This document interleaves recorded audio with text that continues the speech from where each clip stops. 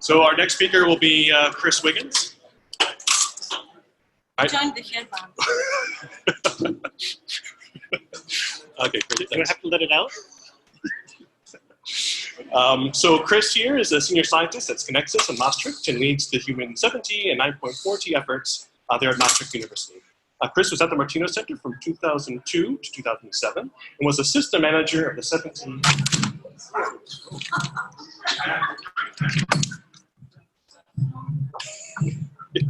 I'm impressed.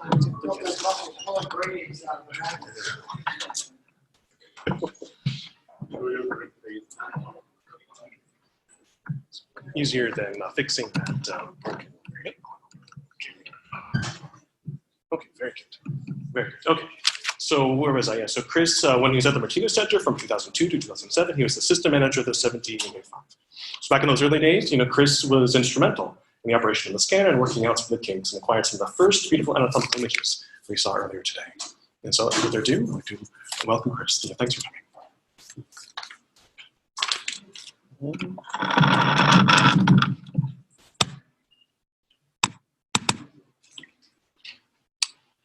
Okay, well, it's wonderful to be back here and to see all my old friends and colleagues. And, it's been also very nice to go through the many photographs I have of the time to try to put some together to tell a little story. So I too am a Tesla addict, and this is how I got into 7T and have carried on since then. So not everybody knows my full history. I actually started at very low field. I started my first MRI experiments over 30 years ago in Aberdeen as an undergraduate student. I worked in Aberdeen for a summer on the Aberdeen Mark I, so one of the first 3 whole-body MRI machines ever made at the stunning field strength of 400 Gauss, so 0.04 Tesla. I then later did some work at 100 Gauss even. Then my PhD was mostly 2 Tesla, postdoc at Yale at odd field strength of 2.1 Tesla, and then 3 Tesla in Leipzig. So here's some pictures from Aberdeen. On the left is the Aberdeen Mark I, and on the right is actually the less well-known Mark II, the 800 Gauss version that later became a product. Yeah, my summer there, I was trying to measure the linearity of the gradients in the Mark II. In Cambridge, it was sponsored by industry. I was looking at polymerization processes and making little ovens to fit in the magnet. So you can see the white device there is actually a heater driven by a gradient amplifier to heat up a Dewar vessel inside an RF coil to do mostly polymerization work. As a little flash forward, this is a time when my brother and I attempted to image a didgeridoo. I have no pictures from Yale, where I did my postdoc on the 2.1. It may be because that was the worst MRI machine I ever used. If you like high spike levels and low SNR, it was great. So I wasn't too sad to get the opportunity to go to the Max Planck in Leipzig, where one of the first Bruker 3Ts were installed, and we did a lot of good work with that system. But then we got money to buy a second 3T. So we were going off, and this is when 3T was now coming into the clinical realm. And we got permission to get another one, and we went around going demos. And we had a demo actually, the same company that had supplied our 3T was now subcontracted by Siemens to integrate the Siemens 3T. And they did the worst demo possible. So they showed us worse images than we got from a machine from that same company. And the result was that we basically told Siemens we'd be never buying a 3T from them. Siemens reacted to this, thankfully, and actually when I went to have a demo or talk with GE about their 3T, I got diverted on the route back to come to MGH to see what the MGH was doing with their 3T. And I believe that's where I met Franz. This isn't from then, this is from later, but Franz and the MGH crew showed us what could be done. But that's, I think, when I actually saw the 7T around the corner. And so I ended up applying for a position here and getting it. In some discussions via email earlier, it was uncertain who had been the first subject. So unfortunately, you know the answer to this already. But I was going to present expert witness data from Harold. Now, I'm not sure if everybody knows Harold. Bob Turner might, but I'm not talking about the guy on the right, who's Howard Muller from Leipzig, but there's a Harold there before him. Harold is the sheep. And it's a long story, but Harold sat on the 3T console in Leipzig for many, many years.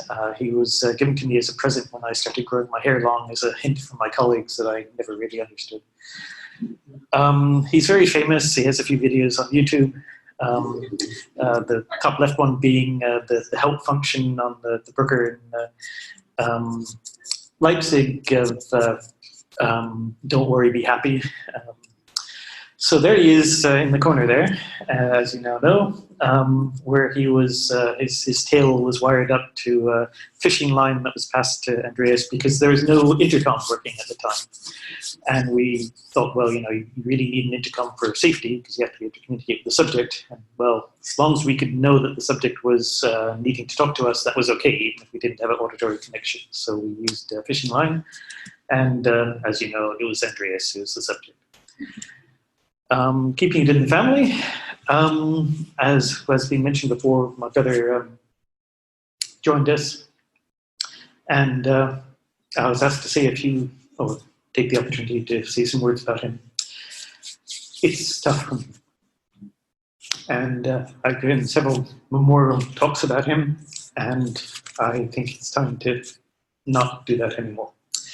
I have a colleague, or a friend in Siemens, some of you may know, who recently lost a sibling, and they are Mexican, and they said, well, in Mexico we believe if somebody keeps being remembered, they do not die. And so that's how I think it should be. We should remember him and his legacy, and try not to be sad about it, but remember him. So this was ISMRM in Seattle, and my brother had been a didgeridoo musician for many years. And after the conference, we went through a Pike's Place market and ran into the other guy who you may not know. He's reasonably famous as well. He's artist Spoon Man. There's a song by Soundgarden called Spoon Man, which is actually about him. He's an amazing player of the spoons. And Graham goes, I remember that guy. I played with him on stage in the Oregon State Fair. And I said, I remember him. I've seen him at 2 occasions at the Rudolstadt Festival in Germany. And sure enough, it was him. He was even wearing a Rudolstadt t-shirt, and we ended up going out for lunch with him. So that was our worlds colliding. Being my brother, we had a certain different relationship, so fooling around was always good. So there's various versions of this photograph, but I can reveal a behind-the-scenes photograph of my mother taking the famous picture of him in our garden in New York. So one of Graham's first jobs was indeed this piecewise metal jacket, because when we started we had these gradient artifacts. Some of these were water from the gradient set, so we had to dope the water from the gradient set to get rid of those.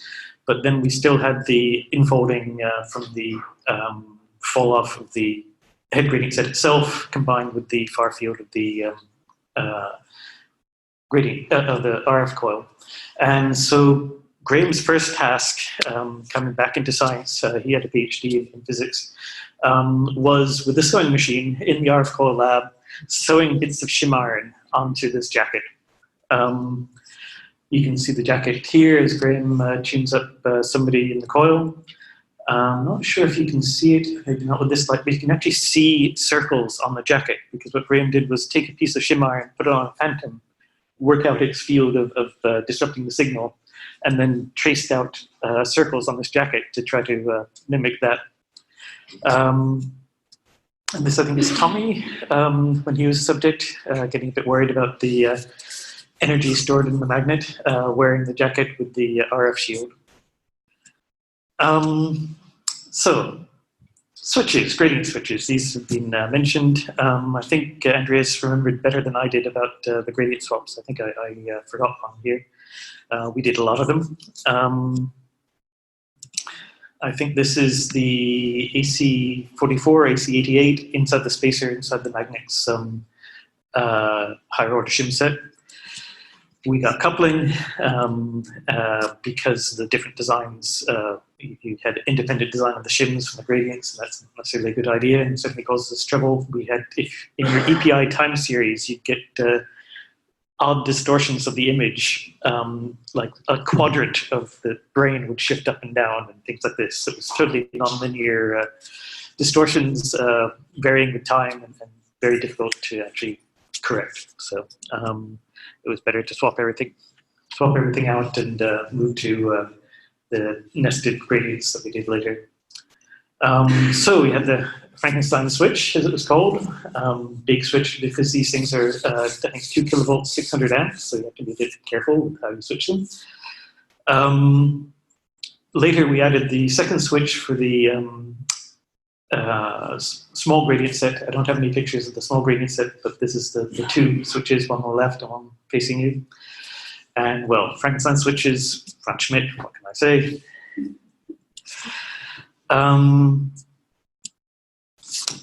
Bending the beam. Well, you saw in several slides previously about how we would get the gradient sets out. And in those days, you use this big, long stainless steel beam that you pass through the magnet with effort or not, depending whether you're Larry or Christina. And then there are lifting devices at the ends to support this, and a kind of trolley arrangement that would sit between the beam and the gradient set with wheels that let it slide back and forth. So this is the beam going through the magnet. This is a lifting device at one end. And here you can see the lifting device at the normal end of the magnet. And the trolley bit in place to take the weight of the gradient before sliding it. So what did we do? Well, we set this all, and we're trying to get the magnet's gradient set out. So we put the stuff in, we lift up the gradient, we take out the wedges that we're holding it in, crank it up, doesn't move. So I think, well, we just haven't taken the weight. Crank it up a bit more, doesn't move. We do this again, doesn't move. Basically, it turned out we were trying to lift the entire magnet. And afterwards, in this massive stainless steel beam, you could actually see the curve that we had created in it. And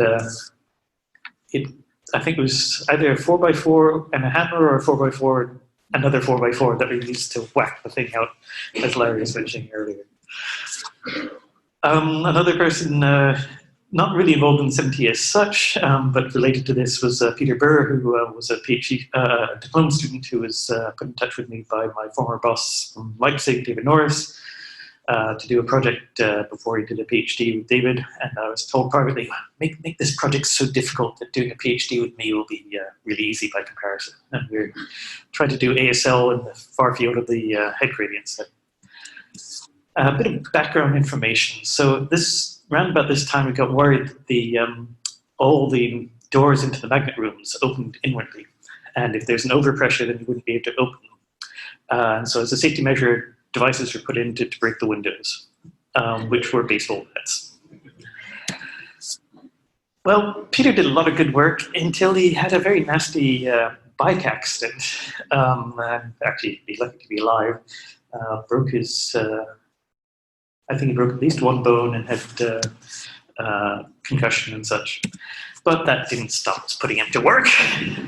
So this, of course, entirely posed picture, which I then sent to David saying, I think I made it tough enough for him. Other colleagues, of course, Christina, working hard on gradient swaps. And look at her now.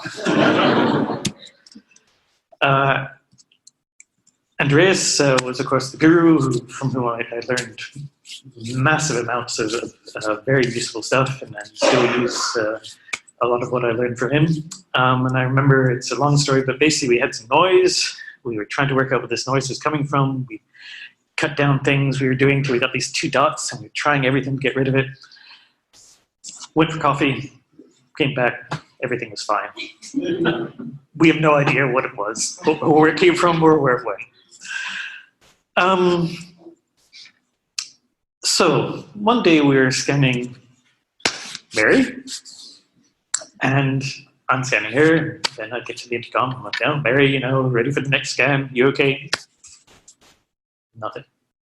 "Mary, you okay in there?" Nothing. So I go into the magnet room to shout down the door of the magnet, "Mary, you okay?" Nothing. And I'm like, how am I going to explain to Bruce, you know that great research tech we have? I think we're going to need a new one. And then she woke up. She was just so fast asleep in the magnet. Then, we had some other incidents, burning smells. In swapping out gradients and such, we were swapping the gradient filters because they were also not tuned to the higher frequency. Once it got a bit hot, you can see the element glowing there. It's all melted down here because the connector hadn't been assembled correctly. Another time, so I don't have any real pictures of this other incident, but this is the 7T. There's, I'm afraid to go. A few more slides to go. There's a door at the front. There's also a door at the back to the technical room.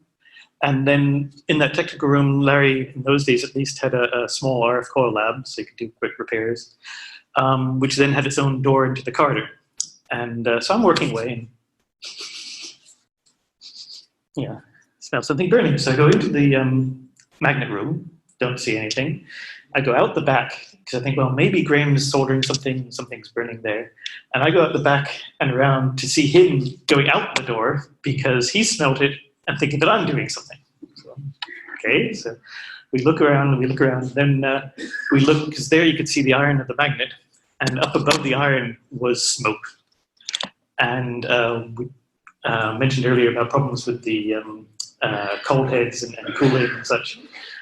The turrets in those days would ice up, and the only way to fill the magnet, you had to use a heat gun to melt the ice off in order to get to the fill port.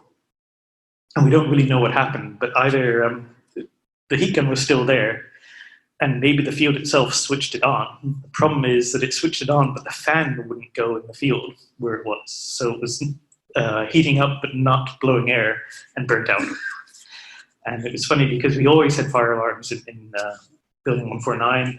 And I remember how many people the next day were like, "Oh, that stupid false alarm yesterday." And it's like, well, it wasn't really a false alarm. And to be honest, it's the closest I've had to a fire in a magnet, and the closest I ever want to be, because nothing really happened in the end. Then, we're a team. We're a team. So, we needed a motto. And actually, I found a couple of slides way at the end of a presentation that I clearly never actually used for anything. But I made these slides up. Cooperation is essential for work at 7T, and makes for a light task. The MGH Center, the NMR Center used to have its, maybe still does, have its retreats with awards for creative posters. I got the poster award 3 years in a row. Phantom of the 7T and Pimp My Scanner, but these still didn't really take off as mottos. And when we started, we would reconfigure the RF path depending on whether you're running in CP mode or single or linear mode. And all the connections were down actually beside the magnet on the floor, and the lighting was not very good. The lighting kept burning out because of the field. So you couldn't really see what you were doing. And eventually, I think with some improvements to the bed, we decided that, hey, we could move these to somewhere nicer. So we moved them to the set of shelves. We didn't change any connection. We just fished them out, put them there so they're nice and alight, and you can see what you're doing. And one PhD student, whose name I won't mention, and I don't think they're even in Boston anymore, didn't seem to really like changes. So they, what have you guys done? And we're like, well, we just moved. Oh, really, we just made it easier. It's the same connections, but in daylight, they were just like, oh, you 7T guys, you just keep changing things. So that became our motto. We added lighting, and then eventually, when Siemens decided to really go for the product, they decided to scrap all the SNOT electronics and go for the tin trio level electronics. So we swapped out all the console, we swapped out all the gradients and everything. I think this is 6 weeks before ISMRM in Miami Beach was this state. And then we got new cabinets, and we put it all together, and we got some images out. So Siemens could say they're the first with 32 channels at 70. This was in the days before Siemens was so restrictive on their entertainment. So we went out to Nobu, very nice deal, which unfortunately France couldn't attend. We got our images. I believe this is the first 32 channels imaging. I think this is Miami Beach. Siemens was making a big bet about this. And so then we became famous. That's when we became famous as the group that really got 70 going for Siemens.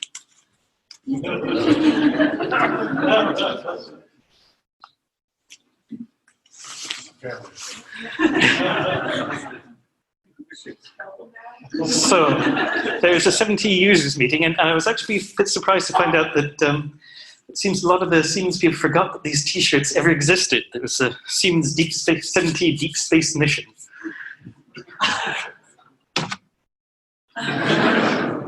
With a nice picture on the back. And we knew where that picture came from. It was subject 7100. It was the last subject scanned under the first RV, and maybe also the last one with that initial electronics. Typical data. Well, I can confess now, this is the data, but we had a trouble with TSC. We had a lot of trouble with TSCs. TSCs seem to be very sensitive to any problems with the gradients. And TSC only really worked if the slice was basically totally transverse. But we wanted to get this slice through the Calcarine sulcus to get the lines of Minari. 7100 had this rather differently shaped sulcus that was thankfully perfectly axial. So on that subject, on that day, we could get this nice image. But if they'd been had this slightly more angled, we would not have managed it. So that's how that image came to be. A little aside has been mentioned before, not a 70 thing, but something I very much remember from my time there was the 96 channel coil. And this is one of those things where we built up for months. I was less involved in this, but Larry and Graham were, building stuff and trying to get everything ready for the ISMRM deadline. I hung around to try to help where I could, even connecting up this coil to the preamps. There's 96 cables, so, took like an hour and a half to connect the helmet to the coil. And it's the night of the ISRM deadline. So we've acquired data, but it was acquired, it wasn't really a 96 channel system. It was a 32 channel system with 2 slave 32 channel systems. So you get the channel numbers in the data were all 1 through 32.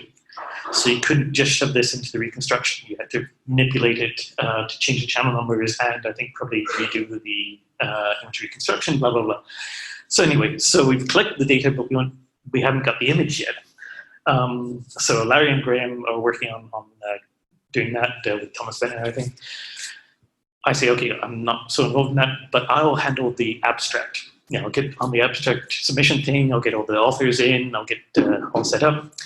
And so then I'm there, 11 o'clock at night for the midnight deadline, say, hey, come on, guys, 11:30, come on, guys, we've only got half an hour, 11:45, and finally, just, I got the final bits, and in those days, you got the whole thing together, you'd say, okay, and then there's another page that was the actual confirmation of, where you had to click to confirm that you want to submit it.